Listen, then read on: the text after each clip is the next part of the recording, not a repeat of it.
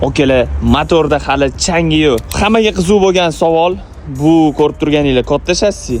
Mana bu kichkina shassi. Buni hozir sizlarga Nodir to'liqroq tanishtirib beradi. Nodir, qarang, katta shassimiz va kichkina shassimiz. Bularning farqini bizdan ko'p so'rashadi. Menga hozir shu qiziq bo'lyaptiki, tonnajni gaz ustanovka qilish mumkin emasligi, shular haqida menga bitta to'liqroq ma'lumot bersangiz. Hop.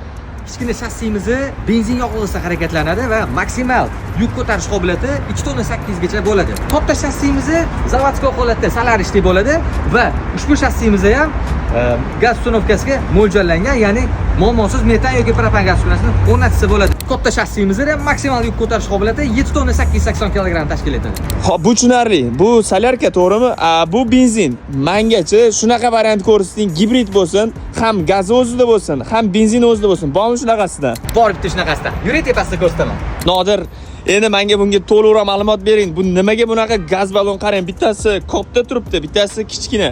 Tushuntirib bering endi bizga buni. Favtiger VH общий maksimal tonnaji 5 tonna 100 bo'lgan shassimiz gibrid shassi hisoblanadi va общий 345, ya'ni 200 plus 145 345 metan gaz uстановkasi zavodskiy holatda jihozlangan bo'ladi. Qo'shimchasiga 15 litrli benzin bakigacha bo'ladi. Shu va shunga o'xshash 50 dan ortiq FAV texnikalari sizga ham kerak bo'lsa, qayerga murojaat etishni juda ham yaxshi bilasiz. BBC Trucks avtosalonimizda sizlarni kutib qolamiz. Kelaverasizlar.